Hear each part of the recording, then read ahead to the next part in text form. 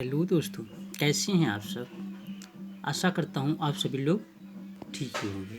जैसा कि वर्तमान समय में देखा जा रहा है कि इस समय हमारा देश एक वैश्विक महामारी के चलते कठिन परिस्थितियों का सामना कर रहा है, जिसमें शिक्षण कार्य, सभी कार्यालय, सभी मार्केटिंग आदि सुविधाएं समस्त बाधित हुई हैं। उन चीज़ों को ध्यान में रखते हुए, सोशल डिस्टेंसिंग का ध्यान रखते हुए ये छात्रों को ऑनलाइन क्लासों की सुविधाएं प्रदान की जा रही हैं। जैसा कि राज्य सरकार और कॉलेज प्रशासन को निर्देश दिए गए हैं कि छात्रों की शिक्षाएं बाधित ना हो, वैसे में सभी टीचर्स स्टूडेंट को ऑनलाइन क्लासों के माध्यम से उन्हें शिक्षण कार्य प्रदान करें, ताकि उनके आगे आने वाले भविष्य में कोई शिक्षण संबंधी परेशानी का सामना न करना पड़े। छात्रों, आज हम सामाजिक विज्ञान विषय के माध्यम से आप सभी लोगों को सामाजिक विज्ञान ही नहीं, समस्त विषयों में कि प्रश्नों की रूपरेखा कैसे तैयार की जाए ताकि हमको अच्छे नंबर मिल सके, उन सभी चीज़ों को हम सबसे पहले ध्यान में रखते हुए छात्रों को अवगत कराना चाहते हैं कि उनको प्रश्नों में अच्छे से अच्छे नंबर कैसे मिलें। तो आज हम आपके प्रश्नों के माध्यम से एक प्रारूप तैयार करके अपना पहला वीडियो के माध्यम से आप लोगों को यह चीज़ समझाना चाहते हैं कि आपको अपने पेपर संबंधी तैयारी कैसे करनी है। इन चीज़ों को ध्यान में रखें और यह चीज़ अपने पास कॉपी पेन लेकर एक नोट बना लें हम कि प्रश्नों में हमें कैसे उत्तर देना है, क्या करना है। तो चलिए दोस्तों, देखते हैं कि उत्तर लेखन यूपी बोर्ड ही नहीं, समस्त कोई भी आगे आने वाली परीक्षाएं जैसे अगर हमारे सामने आती हैं, अगर हम किसी परीक्षा में बैठते हैं, उन चीज़ों में हम अच्छे नंबर कैसे लाएं, तो इन चीज़ों को ध्यान में रखें। तो देखते हैं कि पहला पॉइंट है प्रश्नों को गंभीरता से पढ़ना। कि मैं विद्यार्थियों से यही कहना चाहता हूँ कि कोई भी आपके सामने प्रश्न आता है, उसको क्या करेंगे, हम प्रश्नों को गंभीरता से पढ़ेंगे ताकि हमें अच्छे से समझ में आ सके। एक या दो बार प्रश्नों को ज़रूर पढ़ें ताकि प्रश्न को हम अच्छे से समझ सकें। वहीं पर दूसरी बात आती है कि शब्द सीमा, कि प्रश्न की शब्द सीमा क्या कह रही है, कितने शब्दों में पूछ रहा है प्रश्न, तो उसको उसी की शब्द सीमा में ही उसका उत्तर लेखन करें। वहीं पर तीसरा पॉइंट आता है प्रश्न की सौंदर्यता बढ़ाने के लिए उसमें कुछ पुछल्ले शब्द होते हैं, ठीक है, छोटे छोटे शब्द, पुछल्ले शब्द, मान लो जैसे छोटे शब्द होते हैं टेल वर्ड्स, तो उनको हम प्रश्नों में डाल सकते हैं। जैसे कि कहते नहीं कि सतसैया के दोहरा जो नाविक के तीर देखन में छोटे लगे घाव करें गंभीर। वहीं पर टेल वर्ड्सों का हम इस्तेमाल कर सकते हैं, यूज कर सकते हैं। जैसे टेल वर्ड में जैसे कोई भी अगर प्रश्न कहता है कि वहाँ पर इनको टेल वर्ड को हम 3 भागों में बांट सकते हैं कि व्याख्या करें। अगर प्रश्न पूछता है कि उसमें उसकी हम कैसे व्याख्या करें,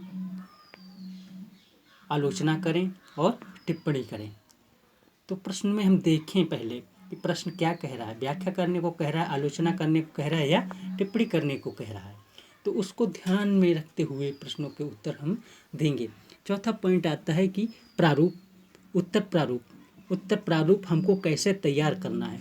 घर पर रहकर हम अपने सब्जेक्ट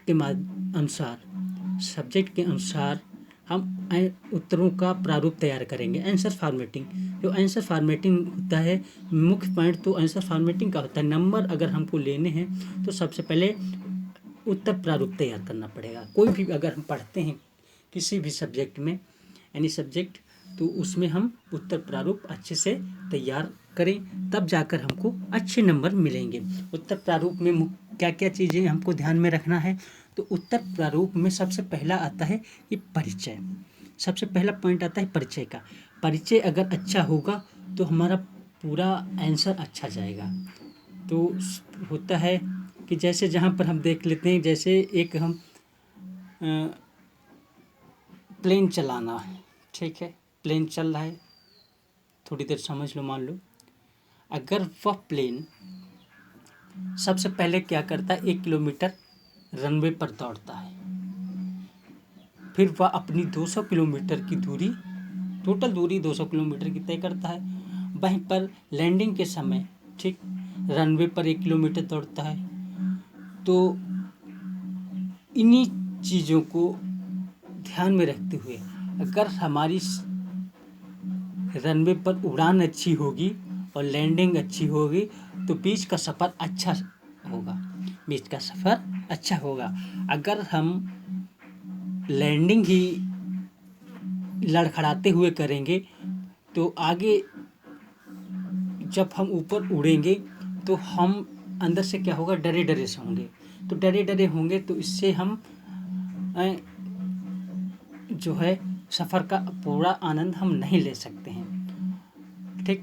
जैसे कि अगर डरे डरे महसूस होंगे तो इसलिए हम पूरे सफ़र का अच्छे से आनंद नहीं ले सकते हैं। तो इसीलिए परिचय जो होता है, सबसे पहले अच्छा परिचय अच्छा होना चाहिए। फिर परिचय के बाद दूसरा आता है मुख्य भाग। प्रश्न में उसने पूछा क्या है, प्रश्न पूछा क्या है, मुख्य भाग क्या है, प्रश्न की क्या कौन सी बातें पूछ रहा है, इन चीज़ों को ध्यान में रखना। फिर तीसरा पॉइंट आता है निष्कर्ष। तीसरा आता है निष्कर्ष। लास्ट में अगर पूरे प्रश्न का हमने सही से जवाब दिया है तो उसका निष्कर्ष भी अच्छा होना चाहिए। अगर निष्कर्ष अच्छा नहीं लिखेंगे तब पूरे प्रश्न की बातों को इतना महत्व नहीं दिया जाएगा, उसमें आपके नंबर काटे जाने की संभावना बनी रहती है। तो ऐसे ही सबसे पहले अच्छा परिचय हम देंगे, फिर उसमें मुख्य भाग प्रश्न ने किस बात पर उसने प्रश्न किया है। मुख्य भाग का मतलब जैसे मान लो वैश्विक तापन, ठीक, विश्व में वैश्विक तापन पर कैसा प्रभाव पड़ा या कैसा प्रभाव पड़ रहा है। तो वैश्विक तापन, इसमें मुख्य भाग पूरे प्रश्न का विश्व में मुख्य भाग पर वैश्विक तापन का मुख्य भाग बन गया। तो वैश्विक तापन के बारे में कैसी क्या क्या चीज़ें विश्व में हो रही हैं उसके बारे में हम पूरा लिखेंगे। आगे उसी वैश्विक तापन पर उसका हम निष्कर्ष निकालेंगे कि समस्त देशों में कैसा कैसा क्या क्या चीज़ें घटित हो रही हैं वैश्विक तापन के कारण। तो वो सारी चीज़ें हम निष्कर्ष में आकर लिख देंगे। तो ऐसे ही जहाँ पर अगर लैंडिंग अच्छी होगी, ठीक, और उड़ान अच्छी होगी, रनवे पर शुरुआती दौर और अंतिम दौर अच्छा होगा, तो हमारे जैसे 200 किलोमीटर की दूरी अगर हमें तय करनी है तो शुरुआती 1 किलोमीटर मान लो और 1 किलोमीटर अंत का, तो बीच का 198 की दूरी हम आसानी से तय कर सकते हैं और अच्छे से अच्छे नंबर पा सकते हैं। तो जैसे यहाँ पर 150 शब्दों का अगर हमको पूरा प्रश्न 150 के शब्दों में पूछ रहा है तो 150 शब्दों में अगर हम परिचय को 10% शब्द दे देते हैं, ठीक, तो बाकी के बचे शब्द मुख्य भाग में और निष्कर्ष में देंगे ताकि हमारे पूरे शब्द सीमा पूरी बनी रहे। और एक तो ऊपर नीचे थोड़ा बहुत अगर शब्द सीमा हो जाती है तो इतना कुछ थोड़ा बहुत चलता है। धन्यवाद दोस्तों, ये आज का आपका प्रश्नों के बारे में परिचय था कि हमको कैसे क्या प्रश्नों को तैयार करना है और पेपर के टाइम हम कैसे लिखेंगे।